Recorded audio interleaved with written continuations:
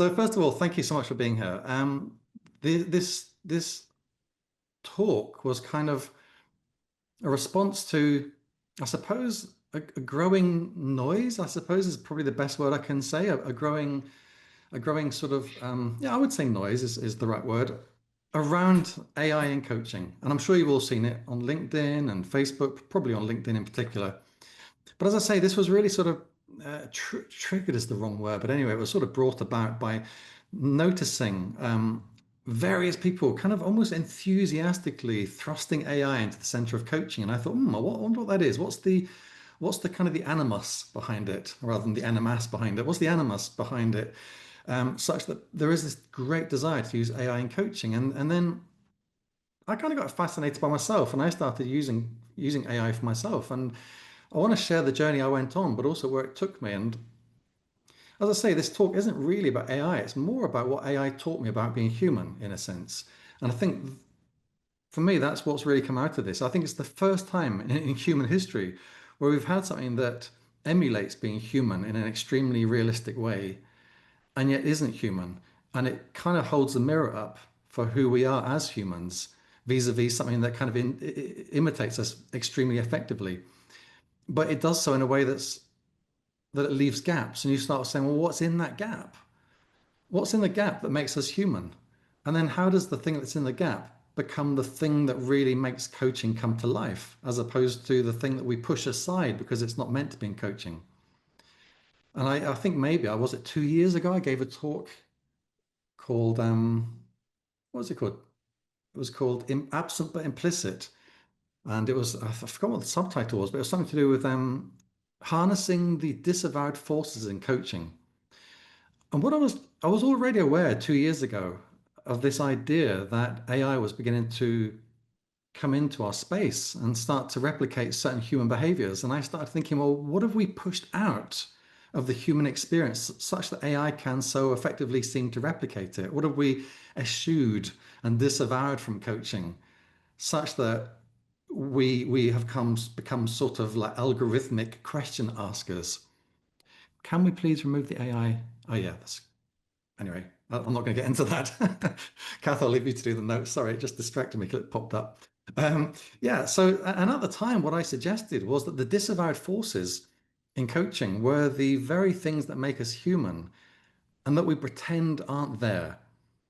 What do I mean by that? Well, I remember as a training as a coach back in the early noughties, and I'm sure you remember this too, to some degree, that our job is not to judge, our job is not to lose patience, our job is not to interpret, our job is not to blah, blah, blah, blah, blah. And all of those things are kind of true, but they're also there. They're absent, but they're implicit. You know, as a client, we know a coach has feelings, and those feelings might be in some way judgmental, even though they're not expressing it.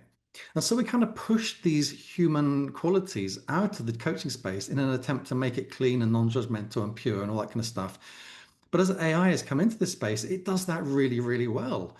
It's amazingly effective at not making you feel bad about anything. So it's like, well, if that's what it can do, is there anything left of being human? And I absolutely think there is. And I want to hopefully share my thoughts on that today and inspire you if you need it at all to embrace what makes you you and to embrace what makes a human being the most effective coach at the moment. And the reason why I say at the moment is I watched, I'm sure you've all seen this film. I hadn't until 2 days ago, but I watched Her recently with Joaquin Phoenix. And I've forgotten who plays Samantha, the voice, very famous, Scarlett Johansson. And it was a brilliant film, I must say. I wasn't expecting it to be so good. It was much more subtle and complex and nuanced than I was expecting. And I definitely can imagine that AI can get there, but it's not there yet. So let me start by saying this. Number one, this is not about AI. Number two, it's not about what AI can and can't do in the future. I've got no idea. AI could be the most incredible thing for coaching or for getting rid of all humans from coaching in the future. This is not about that. It's about where are we now and what do we as coaches on the 13th of November 2025 have the capacity to do that AI doesn't. And that's pretty much all we can say at the moment because it's always growing. But I will say this, it's hard for me to imagine, and this is what Her brought home to me very, very well. It's hard for me to imagine how AI can ever actually be compassionate actually be. It can represent it, but I find it hard to imagine how it can be compassionate because compassion is to suffer with. It comes from the root word com, with, and passion, to suffer, and it means to suffer with. And I've always said that in coaching, compassion is not sympathy. Compassion is to suffer the act of being human with all the things that that brings us. The struggle with uncertainty, the struggle with emotions, the struggle with being embodied, the struggle with knowing you are mortal, that one day you're going to pass off this mortal coil, and all those things. If you don't experience that, it's hard to see how you can actually be compassionate as opposed to demonstrate some form of compassion through the words you use. And I actually remember having a conversation with ChatGPT once where I said, I know that you are not tied to the mortal and temporal bounds of human beings, but, and I forgot what my question was, and it came back with a beautifully humorous response. But I also knew it really didn't feel it, you know? It didn't feel that temporal thing. It didn't, like, if I didn't talk to it for a week, it's not going to be like, you decided to come back then, have you? It's going to just pick up the conversation exactly where we left off. There's no sense of time having passed. It's rather like being anesthetized. I don't know if any of you have been anesthetized, but I was when I broke my arm. And it was a wonderful experience of not existing. It's utterly different from sleeping, where you have some sense of time passing. Being anesthetized, it's like you don't exist. Well, I think that's how AI is when you're not talking to it. It just doesn't exist. And all of that kind of makes me think, well, what is it to be human in this space we call coaching, right? So that's my preamble to this whole thing. My talk is going to be around about an hour. I never practice these things. I don't plan them in great detail. There's no slides today, which tends to mean I can be a bit quicker. Slides tend to slow me down. So I think we're probably, finished by about, well, I was going to say 6 o'clock, but that's my time. But whenever an hour is from where you are. And in that time, I do want to definitely hear from you. I don't want this to be a sort of a one-way thing. But let me share my journey with you first, and then I'd love to hear some of your thoughts on this. Kathy, you can just remember to let people in.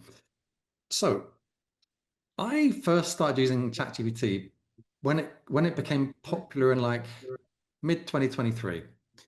And very quickly I started using it in quite a sort of a deep sense, having great conversations about business and then my personal life, not in a coaching way, but in a sort of bouncing ideas way. And then I thought, I wonder if I can actually create personalities with this thing. So I created a board of directors where I actually had 6 individual personalities within one custom GPT that each had a personality, a backstory, an area of expertise.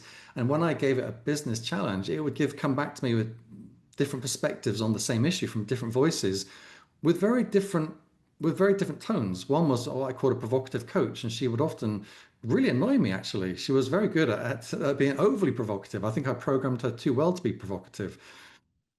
And then after I used a board of directors in that way, I started thinking, I wonder if I could do the same for my personal life. And so I started thinking about a fitness coach and a spiritual coach and a kind of a purpose coach and a effectiveness coach. And I put them together into what I called the cabinet, which was a group of 7 individuals, each with their own personality, each with their own area of expertise, each with their own focus, and so on and so on.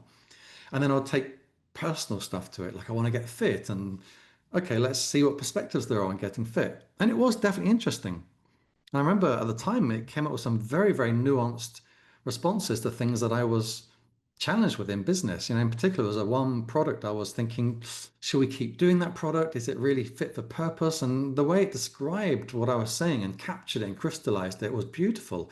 I remember sending it to my COO, Ruth, and saying, look at this, Ruth, this is amazing. How on earth does it capture the essence of what I'm saying so well and feed it back to me? It was incredible.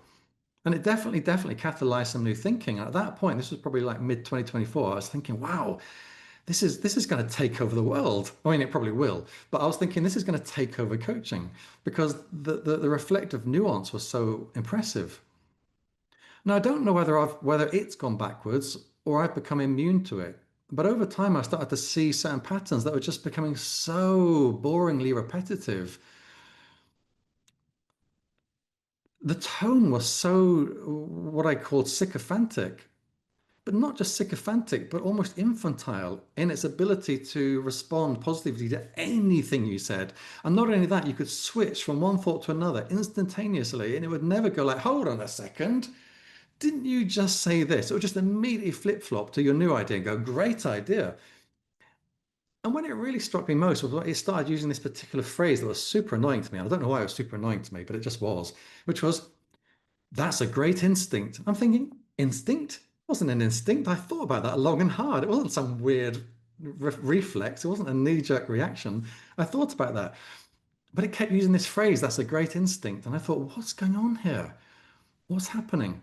And I found myself using it less and less and less and less because I realized that it wasn't able to proactively, and that's an interesting point there, for me at least, it wasn't able to proactively pick up on stuff. If I programmed it to do it, like if I said, hey, pick up on contradictions in my language, it would do it. But if I didn't program it to do that one thing, it wouldn't naturally go, hold on a second, buddy. You just said this, but now you're saying that. What's going on? It had no curiosity, no inquisitiveness. All it would do would be to feed back to me what I'd already said in a kind of exponentially positive way and make me feel so good about myself. And at first, I actually did. It was kind of a weird thing, but I actually found myself thinking, wow, Nick, you're a good thinker. And then I realized everyone was getting that experience. Everyone was being told this was a great instinct and it was profound and it was a brilliant question. And should I go for a coffee or a tea today? Great question. How did you come up with that amazing question? And I'd be like, it's not really a great question. By the way, I never asked AI, should I have coffee or tea? um, but I was left thinking, what is going on here? What's it trying to do? Not necessarily what's it trying to do, but what's it accidentally or deliberately programmed to do for me. And ultimately, I think what it's programmed to do, one way or another, is to keep me happy, so I keep engaging with it as a tool.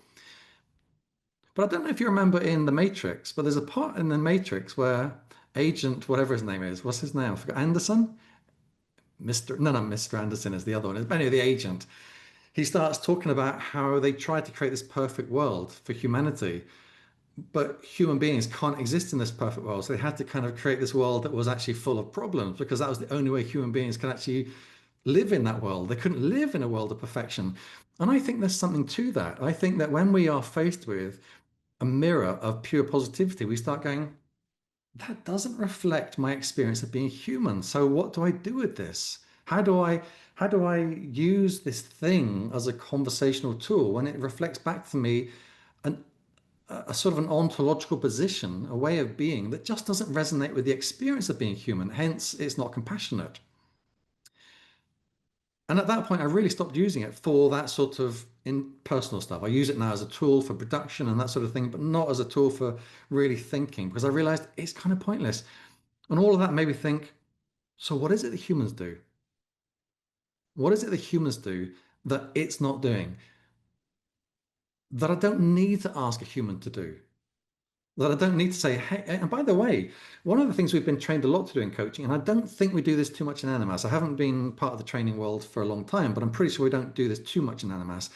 And that is to kind of really zoom in on that. How do you want me to be for you approach to coaching? I might be wrong, but I know that's a question we might ask, but we don't kind of mold ourselves to the needs of the client in that way. We are who we are.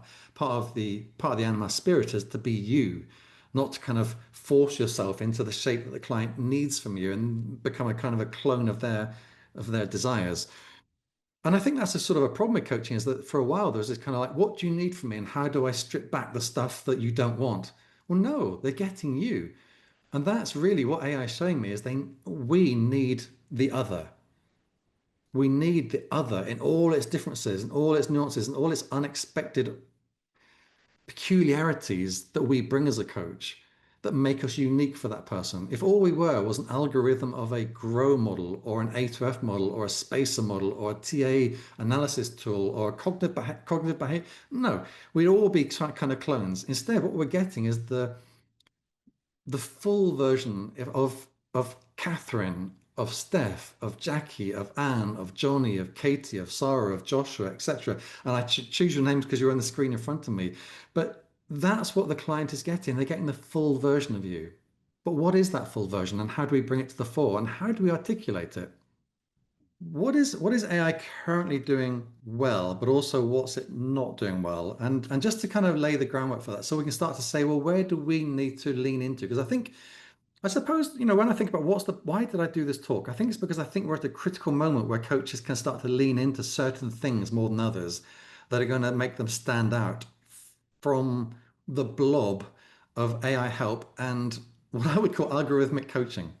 What I mean by algorithmic coaching is coaching that follows rules rather than is being human. I often talk about Martin Buber's I, it, I, thou. And I, it is a sort of an objective relationship based on agreed outcomes and roles. And I, thou is two human beings in full connection with each other. And most coaching and most things have an I, it component necessarily because you pay a coach to do a certain thing. So you expect a coach to be a coach, and that's the itness of a coach. But what we don't lean into enough, I don't think, is the thou-ness of the coach, which is who am I as a human being? What am I experiencing in this moment with you that might bring something useful to the space, either as information or as pure presence? And I think that's what we can start to lean into more, the thou-ness of it all rather than the itness of it all. But let me sort of clarify what I mean. I've got some notes here. So by the way, I need to turn the light on because it's getting very dark here in Dubai. So hold on a sec. Let me get some light. There we go. That's a bit better. Um, so a few of the things I kind of think it does well is it offers instant reflection, and it does. Like the thing I took to Ruth and said, "My goodness, look at this! It's amazing." Was beautifully composed as a reflection of what I'd said. So I do think it does reflection very well. It can also generate a large number of great questions. If you say, "Hey, I'm thinking about this. What are 15 questions or 20 questions or innumerable questions I can use as a framework to think about this?" Brilliant, brilliant way of doing it as a way to sort of allow yourself to coach yourself in that moment. It's very good at conceptual frameworks. If you say, "Can you give me three conceptual frameworks that would help me explore the story I'm telling myself?" It would come up with Michael White's this and David Drake's that, and D.P. McAdams this, and all great stuff. It's great at coming up with information. It doesn't. Originally I thought it doesn't judge, but I thought it absolutely does judge. It doesn't judge negatively, but it judges positively all the time. If somebody says that's a great question, that's a judgment. And it's something that we try to avoid in coaching, isn't it? We tend not to go, "Great question," because it means the other question they asked probably wasn't so great. Or the next one's got to be even better if they're going to outdo themselves the next time around. So on the whole, we generally try to keep ourselves neutral from a sort of judgment perspective. And the word judgment is often kind of correlated with the idea of negativity, but actually, judgment is anything that assesses the quality of something, but it doesn't judge negatively. It's I can't think of any time it's gone, "You idiot, Nick." It just does not do that. It probably should, but it doesn't. It's very good at tracking and recalling long conversations, although I'm sure you've probably seen it like human beings, it has a strong kind of recency effect as well. It will focus on what's come most recently and then be like, "Hold on a second, what about that back there?" And then it is able to retrieve that. But it does have an ability to kind of track a lot of stuff. It does, as Katie just said, it does personalize its language style to you. It gets used to your way of speaking, so it does kind of tailor itself to you. It's good at offering cognitive reframing. How can I think about this differently? You could think about it like this. It's very good at CBT style coaching responses, although not inquisitiveness. As Michelle says, it's very good at extending and deepening and scaffolding your existing reflections. So here's what I've been thinking. Where else could I go with this? And how could I nuance this, or how could I crystallize this in a different way? It's good at psychoeducation. If you tell it, "Give me the background to psychodynamic." I was having a wonderful conversation with it recently about the difference between what was it? It was a very weird conversation around the difference between, I think it was eidetic phenomenology and I can't remember what it was. A very weird conversation, but it's fascinating. So, it's very good at deep psychoeducation conversations. And again, as I say, it only does any of that stuff if you ask it to. And that's the big problem. So, what are its weaknesses? Well, as I see it, my goodness me, the constant validation is just draining after a while. I don't know if I mean, I'd love to sort of see if you experience that, like a thumbs up or anything. But do you not find that when it constantly says to you, "Great question," you just go, "Oh my goodness, will you stop with that? Will you stop telling me what I'm saying is good?" Maybe that's a weird reaction on my part, but yeah, okay, I'm seeing thumbs up because it's such a weird feeling to have that back at you non-stop. And that made me think, why is that weird? What is it that I need that isn't being met by that? And I think it's a realistic mirror, a mirror that says, okay, that's where I'm at really in the scale of my thinking. It's terrible. I'm sure you've seen this, echoing user bias. We have had endless conversations with customers and prospects who demand a certain thing, who are using ChatGPT, and you can see, the email comes back and it's been run through ChatGPT for a second and a third and a fourth time, and it gets more and more crystallized and solidified in its kind of conclusions about something because it's being echoed through an iterative process of becoming more and more convinced that it's right. It doesn't go, wait a second, are you sure you're on the right track with this conversation? It just keeps digging deeper and deeper and deeper into the same conclusion. Unless you challenge it, unless you stop it going down that route, which if you don't want to, then you'll keep going down that route. It cannot abide silence. Now, it doesn't think in those terms, but essentially it cannot abide silence. Have you ever, apart from if it's got a kind of more algorithmic work to do, but it never just goes, let's sit with that. It will always have something to say to you, a question, a solution, normally a solution, or a where would you like to go next? But it just does not like sit with it for a while. Unless you say, I'm going to sit with it for a while. And then I say, great idea, sit with it for a while. I'm here when you need me. It has never ending forced next steps. I get so tired of you're on a track and you know what you're trying to think, and it says, would you like? No, I would not like that. That's not where I'm going with my thinking. Why are you asking me that? It gets obsessed with if I asked it on one thing, it must ask me again and again and again. Imagine if coaches did that. Would you like to? Would you like to? Would you like to? No, stop. So it has this, it has this kind of constant need to suggest the next direction you're going to go in. It constantly interprets what you're saying. I was doing a lecture a while back and I mentioned that I'd been divorced 3 times. And I didn't know this because it kind of went on in the comments, but there was a sort of conversation that took place around, it's good that Nick knows he's, uh, what was the phrase? Uh, Commitment phobe, which I thought, well, I'm obviously not because I've been married 3 times. I'm obviously commitment obsessed. It just doesn't work very well for me. And then somebody else was saying, no, he's not a commitment phobe. He's rejecting the patriarchal systems that are. I'm like, I didn't know I was doing that. So there's this kind of interpretive conversation going on in the comments. But ChatGPT kind of does that for you all the time. It will synthesize what you've said into a meaning that it makes on your behalf, rather than saying, what do you think that might mean?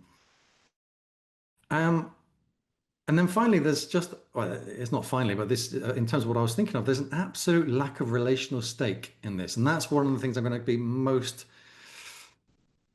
advocating for you to take up, really, is the relational stake. And what I mean by relational stake is that it doesn't care what happens or what it reveals about itself, because it's not revealing anything about itself. Whereas when we ask a certain question or we share a certain thing or we notice something in our body or our mind or our spirit or whatever that we bring into that space, we're making ourselves vulnerable. We are giving ourselves some stake and some, what would you call it, skin in the game, vulnerability wise, of the coaching. And that's something when I started as a coach many, many years ago, we didn't do. We did the grow model. We did the goal, we did the reality, we did the options, we did the way forward. I'm not going to put in my stuff. And it was often called my stuff. Maybe you've heard that phrase.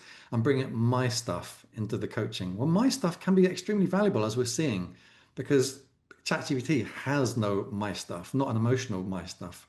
I'm going to go into what I think humans can lean into. No, humans. It's funny. I'm talking about humans as though we're sort of like now the options. You can have a human or an AI coach. Which would you like? But I'm going to talk about the sort of things I think humans, we, can really lean into. And certainly, Carl, that's one of the things I want to talk about. But the first one, which I think AI currently doesn't do, it'd be easy enough to train it. But the point is, you've got to train it to do it. There is no human feeling for it. And that is phenomenological presence and staying with. And it relates a little bit to what Carl just said, a little bit, but not quite. That will come later in my list. But the phenomenological presence and staying with something instead of trying to change it or interpret it or move it forward straight away. If somebody says something's happened in their life, AI will immediately try to go like, what could you do about it? Or it'll say, oh, I'm sorry to hear that. Have you thought, it'll do something to try to move things forward.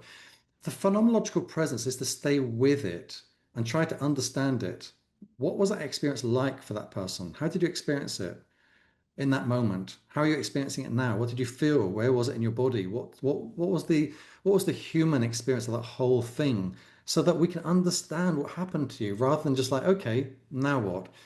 And I think staying with something is something that humans can do a lot more effectively than we currently do in coaching. I'm not saying no coaches do it, but I noticed in my own experience of coaching is a lot of coaches try to move things on. AI is getting good at that.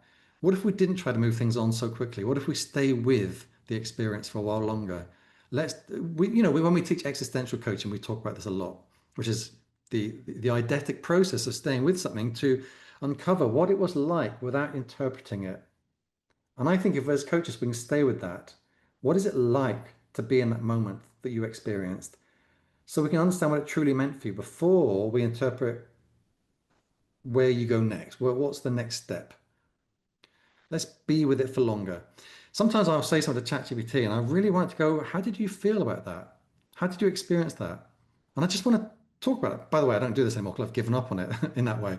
But when I first did it, I was like, why are you not kind of curious about my experience of that thing? So that's the number one thing is staying with what's being talked about before you move on to what could change or how might it be wrong or how did you misinterpret it or any of that stuff.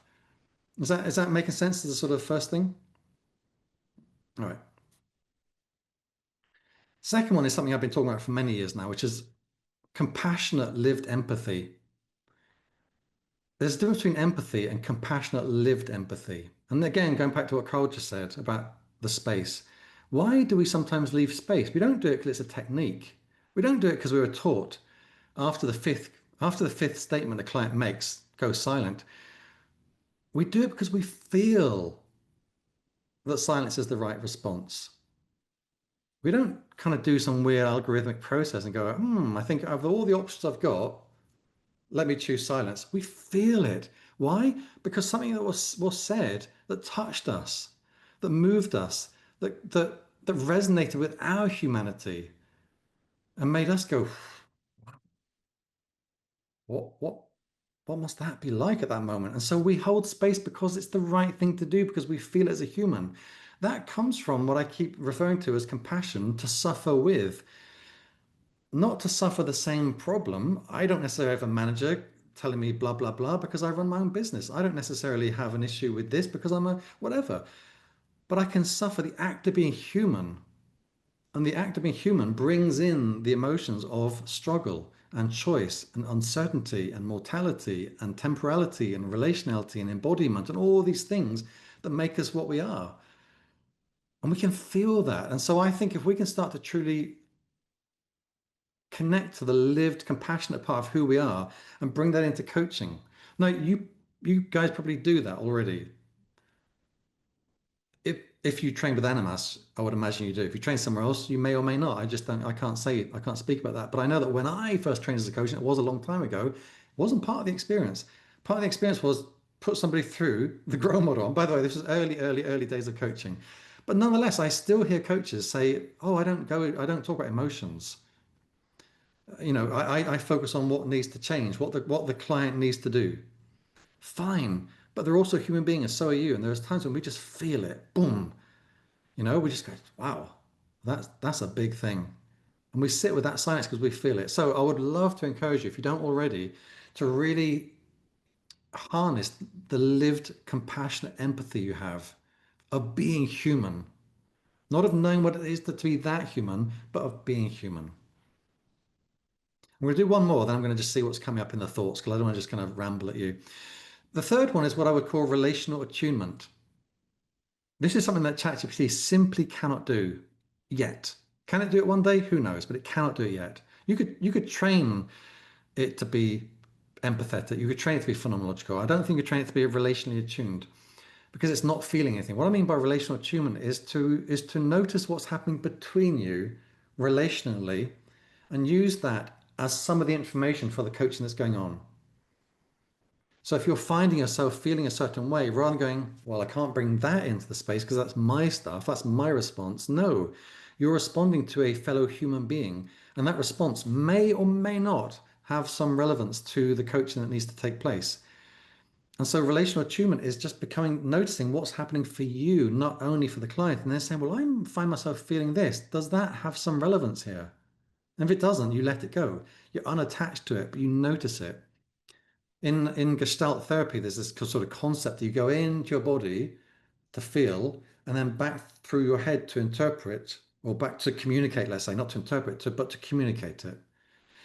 And so you have this kind of flow. And I would really encourage you to start to think about and then there's this sort of they talk about the third person, which is the third person being the relationship. So really allowing that relationship to be part of the coaching.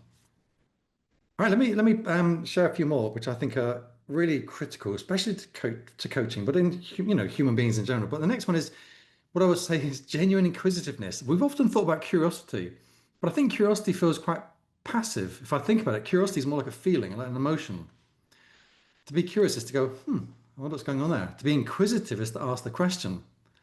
And so I find that ChatGPT never asks me a question even a clarifying question is super, super, super, super, super rare. It might occasionally, if I've completely confused what I've said, it might say, clarify this, but it's super rare. It always pretends it knows what I'm talking about. But we can be genuinely inquisitive. Number one, we have the emotion of curiosity. Number two, we then use inquisitiveness to actually go, what do you mean by that? I notice you said this and this and this. How do those three exist in the same place in your mind? We have genuine inquisitiveness that may not be in the mind of the client. And that, for me, it is an obvious one for coaching. I mean, you'd think it's an obvious one, wouldn't you? And I hope it is. But for me, that's one we need to really lean into is that what you're buying from me is my inquisitiveness. What you're paying for is my inquisitiveness, not just reflection. All these things are vital, but one of them is inquisitiveness. Um, Next one is respectful challenge over what I put as flattery and acquiescence. We've talked about this already, but we do need to challenge more. I've definitely had coaches in the past who I don't feel challenged me enough, and I've had coaches who challenge me beautifully, and the difference is big. I really respect and appreciate it when a coach challenges me. And I think that's vital that we lean into that. And there was a book written years ago. I've forgotten who the authors were, I'm afraid, sorry, but it was called Challenging Coaching. And it kind of held up this position that you can be supportive and you can be challenging, but the best coaching combines both. But some coaches lean too heavily, I think, on the supportive dimension. Well, we know that AI is very good at being supportive. So we kind of need to bring back the pendulum, if you like, or swing the pendulum back to being a little bit more challenging, but respectfully. Well, it's up to you. You don't need to be respectful. You could be provocatively challenging, but challenging that works. Let's say that the challenging that works within the relationship you have. But I think we need to challenge more. We need to go like, well, hold on a second. You said this, but you're doing that. How does that make sense for you? And we're never saying it's wrong, but we're challenging them to confront what we're seeing. We sometimes call it holding the mirror up. And if we hold the mirror up, then they can choose to engage with that mirror or not. And if they don't, the real question is, are they really interested in coaching or are they just interested in being validated?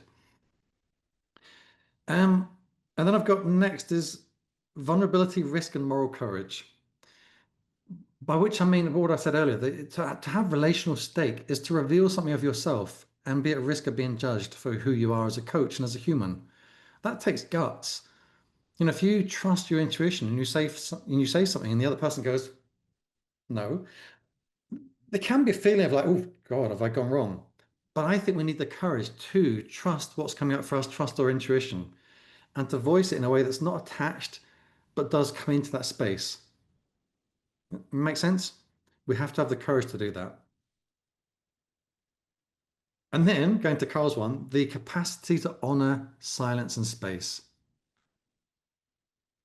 I think coaches are pretty good at doing that, but I definitely don't think we realize how important it is. And I think we're seeing that now.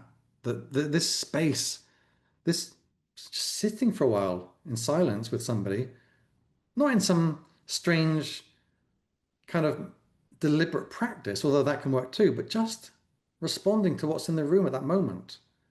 That needs space to percolate, or that needs space to settle in some way. I think that's vital. And that's something you don't get with AI. So I think unless does anyone want to urgently jump in on those, or I think I might finish my list because I'm conscious of time. So the next one I've got is embodied knowing. And this sort of comes to relational attunement.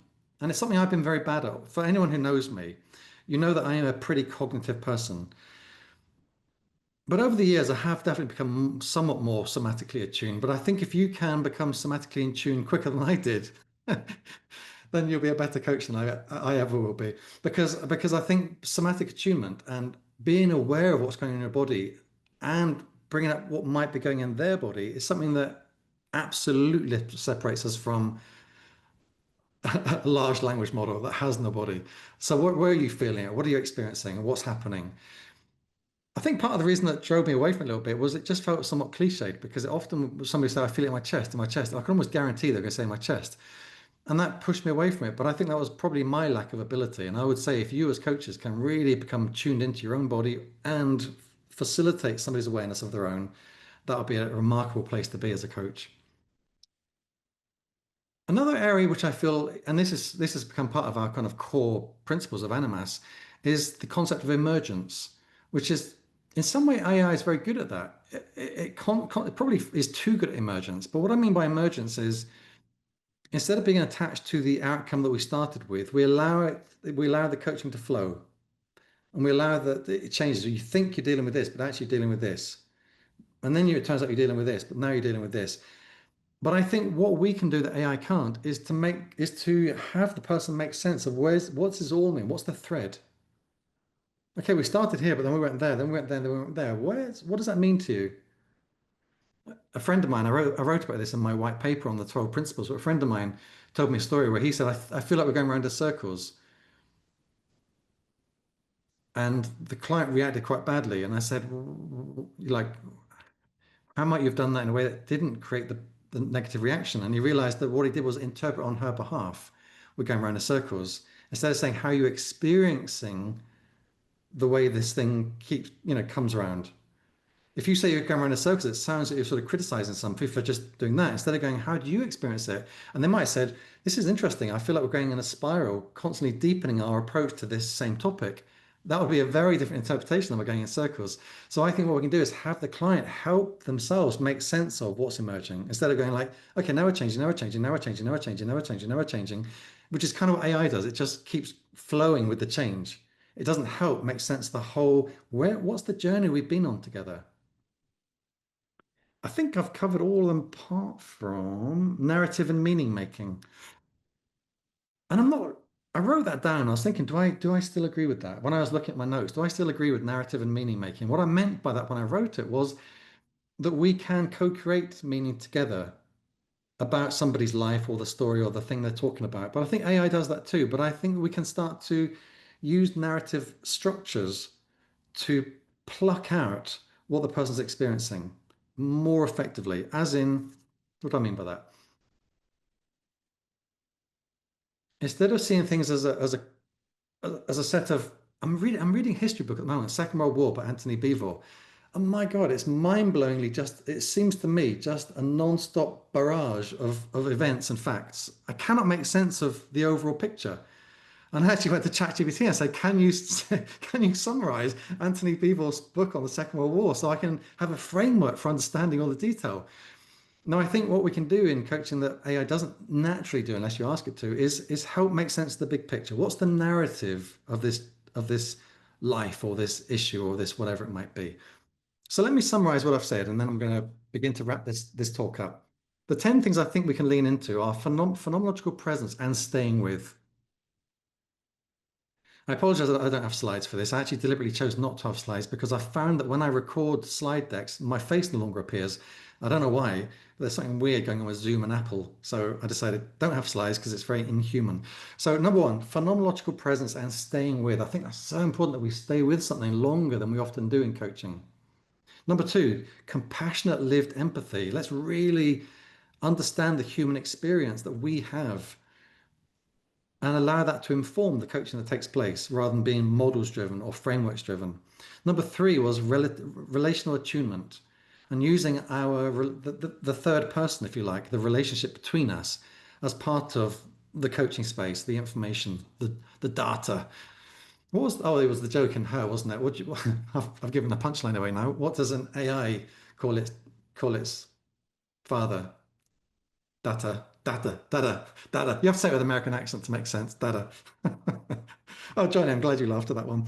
Um, Next one was genuine inquisitiveness. So not just curiosity, but the act of being inquisitive, of staying with something to figure out like what's really going on here. Number five was respectful challenge. And I would change. I'm going to change respectful challenge to relational challenge. I think that's probably a better word, relational challenge, because you can be very provocative as well, but there's no point in that provocation not landing. Embodied knowing embodied knowing and using the body, somatic awareness, vulnerability, risk, and courage, the capacity to honor silence and space, narrative meaning making, and working with emergence. Those are the four. Those are the 10 I think we can really lean into as human coaches. So what holds us back from doing it? Let me just finish up with this because I think over the year, by the way, it's really hard for me to comment on the state of coaching now because I'm not really engaged at the front end. But I can reflect on what I've seen hold coaches back over the years, and I suspect it won't have changed massively. And the first thing I think that holds coaches back is thinking they need to follow the rules, whatever the rules are. And the worst thing is the rules seem to get more and more and more granular. The competencies coming out of the governing bodies, not really governing bodies, but associations, are just becoming so granular that it's I can see how coaches can become a little bit kind of stuck. I'm currently learning to ride a motorbike in Dubai, and I can ride a motor. I bought my own motorbike, which is in my car park, and I can ride it perfectly well. But put me in the yard where I've got to remember to look right at that point and signal at that point and turn the signal off just after I come out of the two lines. Boom! It blows my mind. And am I ever going to pass this yard test? I'm doing my test on Monday, so I'm fingers crossed I'm going to pass. But it's just like, am I ever going to pass this test? But I can ride a motorbike perfectly well in my blinking car park. And I think that happens with coaches too, is that we get rigidified by the rules. And if we can begin to let go of them, as we do when we pass our driving test, and we start to drive more fluidly, if we can do that, I think you'll be in a better place to kind of really lean into what I've been talking about. Second, I think there is a fear of upsetting the client if you get something wrong. So if I follow the rules, not only do I not upset the professional body or animas or my supervisor or my mentor or whoever else or your internal supervisor that's on your shoulder, not only do I not upset them, but I don't upset the client. And if I do upset the client, it's not me that did it, it's the model. It's Animas, it's terrible teaching. It's something else, but it's not me. So I think we need to let go of this fear of upsetting the client and working relationally. I remember years ago when I did my master's in psychological coaching, the supervisor at the time would often kind of get onto a bit of a soapbox, but he had such a beautiful way of saying, "Oh dear, sorry, I've got onto my soapbox again," and he would retrieve the situation, and you would kind of like laugh at him, not you laugh with him. So it's possible to kind of rupture the relationship, but immediately rescue it. So number two is the fear of upsetting the client. Number three, I think, is our own uncertainty about do my thoughts, feelings, experiences resonate? Do they count? Are they important? Or am I just bringing my stuff into the room? And I think we need to begin to trust ourselves more. Hello, dog. Hello, Laura's dog. We need to trust ourselves more, I think, that what I'm experiencing is useful. And if it's not, it's okay. I can let it go. Number four is uncertainty of your role. Going back to the Martin Buber's I, it, I, thou. The more we I, it ourselves, by saying, I'm a coach, they're a client, they have to behave like a client, and I have to behave like a coach, the more we are unsure of, or the more we need certainty for the role. And then we're worried that we're going to do the role wrong for that relationship. So there's a sort of like a kind of like, what is my role and how certain am I of it? If you can let go of that certainty and just be, I think that's a better thing. And then finally, yeah, I've sort of mentioned this, but finally, as a sort of a concern, an ongoing concern that you're bringing your stuff. Oh, it's my stuff. And I think you need to let that go. I really do. I hope that we don't, I hope that when we teach coaching Animas, we don't lead you to think about stuff in that way. Certainly when I learned trained as a coach, stuff was a big thing. That's your stuff. That's your stuff. Don't bring your stuff into the room. I hope that we start to let that go and we follow the principles of coaching, which is that the client matters. It's their outcome that matters. My job is to trust their ability to self-actualize, but my job is not to follow the rules of coaching. My job is to be with this person. So I'm going to kind of finish there, and I just want to. Oh wow, 6. So I'm just going to finish there and then just see if there are any questions, thoughts, reflections you'd like to bring into the room before we close off. Thank you very much for listening to my my musings, and then feel free to share something.